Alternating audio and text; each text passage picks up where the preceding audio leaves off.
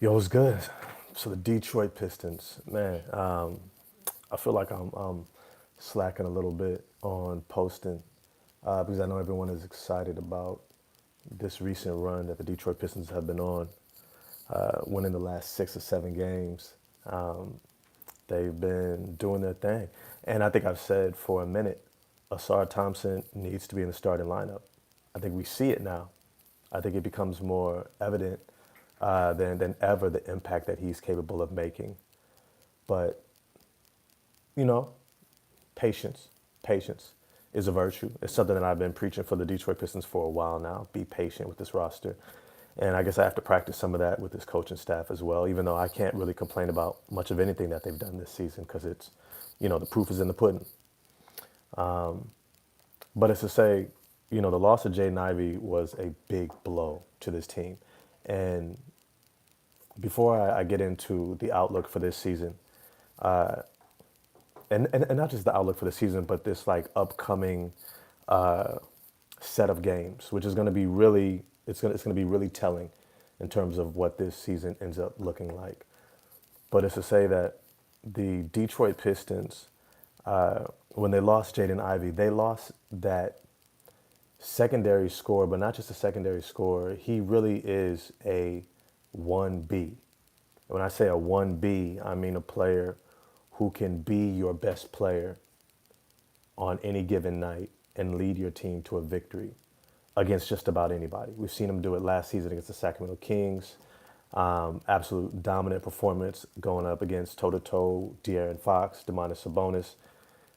And then you saw him this year leading this Detroit Pistons team to a win, game-winning shot over the Toronto Raptors. And then he does it again. And after a while, we have to just sit with that, okay, the Pistons have their second guy. And if anything, it's something that when I really think about it for the NBA, when it comes to superstars, it's something that I think is one of the main reasons why players leave because they don't have that second guy. I think it's one thing to leave because you're all by yourself and you're in a small market and your team's not winning to the level that you think it can. But it's also saying like if you're a superstar and you don't have the co-star, outside unless you're like, Shaquille O'Neal with Penny Hardaway type of deal. Most of the time, if you have your co-star, you're going to want to be there. If you have a superstar that you can run with, you're going to want to stay there. And when you don't want to stay there. And when you look at the situation with the Detroit Pistons right now, they have their co-star. They have their second guy. That's Jaden Ivey. And though he's out for the season, let me just make this comparison just for reference. Michael Jordan, I believe, broke a bone in his lower leg, ankle, foot in his, second season. You have Paul George, broke his lower leg. I think I want to say it's like his fourth season, third or fourth season. And both guys come back and have wonderful careers. Wonderful careers. But here's the thing. With the Detroit Pistons and Jaden Ivey's situation, even if he can come back earlier, I don't think that they should. I think they should just sit him out for the rest of the season. Because at this point in time, you can look over at Cade Cunningham and say, we have your running mate. We have your co-star.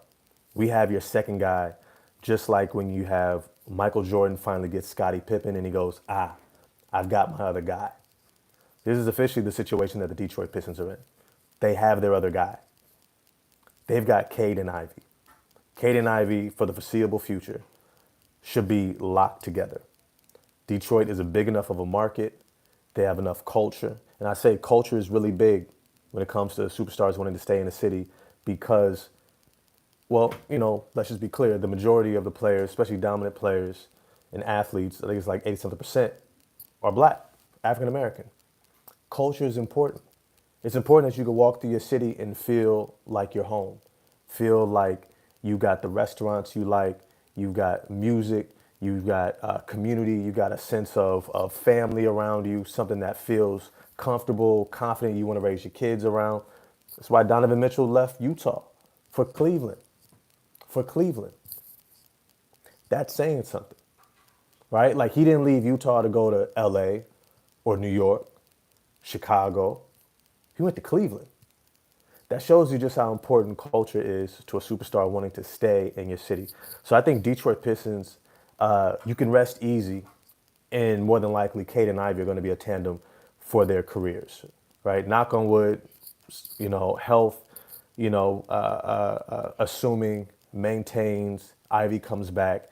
This is going to be your dynamic duo for the next 10 years. All that's to say is that this upcoming schedule is going to be something that is going to be very telling about where this team is truly at. Because the upcoming schedule, you're going to have games that the team should win because of their record, but they're going to be going up against teams that if they relax, much like they did against the Charlotte Hornets a couple nights back, can beat them. More than likely will beat them. I don't think that the Detroit Pistons have the safety blanket. They don't have that supplementary scoring know-how to really overcome slow starts, a lack of energy, not being locked in. They're not going to have that. They've got Portland Trailblazers, Brooklyn Nets, Golden State Warriors, Toronto Raptors, and then they go into somewhat of a gauntlet. They're going to have the Knicks, the Pacers, the Suns, the Rockets, the Hawks, the Magic, the Cavs, the Pacers, the Mavericks. Then they get a Bulls, Hawks, and then they're going to get the Cavs again, the 76ers, right? They're going to have a rough stretch in the next 10. These first few games, they should win. And here's the significance of it. They're going to have to show up and play consistently in a way that really only good teams do. Only good teams who know who they are, understand what it means to be a professional, to be prepared, to get ready for night in and night out, know how to beat the teams that they should beat on nights when they probably would not necessarily be up for this type of a game. You just had a big win over the Minnesota Timberwolves. Cade Cunningham, he goes toe-to-toe with Anthony Edwards. He shows that he can battle against just about any superstar. That was a beautiful performance. Tobias Harris did enough of what he needed to do. Supplementary scoring, got there. Asar Thompson, amazing defense. And now there's going to be an expectation. Now those guys are going to have to consistently show up. Asar Thompson has to consistently be this incredibly disruptive defensive force. Cade Cunningham is going to have to be consistently aggressive and close out the game. Tobias Harris is going to have to consistently knock down shots and get to his spots. Jalen Duren's got to stand, right? Like you get the point that I'm making, that there's a level of consistency that's going to have to take place for the Detroit Pistons to maintain their standings in this playoff run. If they can, it's going to tell us a lot. And I mean a lot. Because the Portland Trailblazers, look, they're not a great team. They're not really a good team right now. They're pretty disjointed all over the place. They have a lot of pieces that don't know if they're going to be there tomorrow by the end of this trade deadline. And then they have guys that I'm not even sure even want to be there, i.e. DeAndre Ayton, right? But if you catch them on the right night, when Anthony Simons is firing, Shaedon Sharpe is getting off, Jeremy Grant is healthy, knocking down shots, Toumani Camara is disruptive on defense, DeAndre Ayton is solid enough, gives you 16 and 11.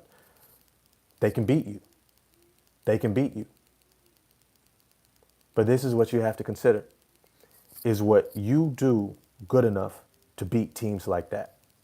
Because if you come in and you play your brand of basketball, if you are moving the ball around, if you are knocking down shots, if you are being disruptive on defense and giving all-out effort, you're going to outpace teams like the Portland Trailblazers. You're going to outpace them. You're going to be able to score at a higher clip than them. You are going to beat them. Same thing with the Brooklyn Nets. Even the Golden State Warriors, I think, is a game that they can win if they play their brand of basketball. And that's the big question. Can they? Can the Detroit Pistons show up and be consistent and play their brand of basketball? And I think that that's something that JB Bickerstaff is going to be challenged with because we've seen quite a few times, even in this last game against Minnesota. Great, amazing energy at the beginning of the game. Amazing energy. And then in the second half, they begin to relax. Some of that has to do with Cade Cunningham slowing down his pace. Some of that has to do with making sure guys come out energized. Now, a couple things that I want to point out that I think JB Bickerstaff is going to have to place an emphasis on is he's going to have to make sure that Asar Thompson, Ron Holland rotation stays tight. And when I say stays tight, I mean those two have to consistently bring that energy. They've got to come out ready to go, not get into foul trouble, not start getting tunnel vision, Ron Holland, and thinking just shoot every time. Or Asar Thompson, not forgetting you're also a scorer, not just looking to facilitate and get the ball to other guys, right? Those two guys have got to consistently be on their A game. And it doesn't mean they got to look like superstars. They just have to play what they have already shown their ability to play. Great defense, stay out of foul trouble, get on the boards, get out in transition, get to the rim and look to finish. If they do those things, I think it's going to buoy this team's energy, which feeds directly into Isaiah Stewart's play, knocking down threes now, defending the rim, rebounding, Jalen Duren staying out of foul trouble, finishing around the rim, attacking opposing centers. Cade Cunningham, it's going to feed into the rest. Now, as the trade deadline approaches, I think we're also going to see some fluctuation. I don't think there's going to be a lot because I don't necessarily think significant pieces are going to be moved. I think you're going to see potentially a Simone Fontecchio and Tim Hardaway Jr. package. And I think that salary, I think, goes up to about 22, 24 million. With the combined players, they're going to be able to bring back someone else for just 1 year. And I think that should be the move. Combine those two, bring someone else in for the year, let that be an expiring deal, and then move into the future, re-sign Malik Beasley, and keep going. But as always, I want to know what you all think. This is just a quick video. Shout out to the Detroit Pistons winning 6 of 7. Dope. We're excited about it. Can they maintain over the next 10? Because the next 10 is going to show us a lot about this team, about their makeup, and where they're really at. If they get through this next 10, and let's say they beat Portland tonight, and then Brooklyn on Wednesday. Let's say they even get Golden State, who they're actually going to face at home.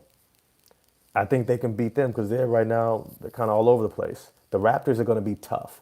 They're going to be tough because R.J. Barrett's going to be back. They got Emmanuel Quickley back in the fold with Scotty Barnes and Jakob. They're going to be at full strength almost, especially if they get Bruce Brown back. And they're going to be a tough out, even if it's at home. But then they're also going to have the Knicks right after that, then the Pacers and Suns and the Rockets and the Hawks. That's going to be a brutal, and then the Magic and the Cavs. That is going to be a brutal, oh my goodness. And I'm looking forward. Then the Pacers and the Mavs after that. This is going to be a brutal stretch on the back end. This next 10 to 12 games is going to be tough. Can the Pistons show up and be consistent? That's the question. If they can, I think they're going to get out okay, meaning they may get out 4-8. They're not going to be at 500, but they'll still be in the play-in playoff hunt. And if they can come out of this stretch getting 4 with 8 losses, I'm going to be okay with that. Especially if they play consistent. I'm going to be okay with that. If they can't get teams like Portland, if they can't get teams like Brooklyn, that's going to be even more telling going into this stretch. Because then you're looking at maybe a 1-10, 1-11 stretch. And that's going to be telling as well. But as always, I want to know what you all think. What do you think about this upcoming stretch for the Detroit Pistons? What do you think that they need to do in order to get through this stretch and still be in the play-in playoff hunt?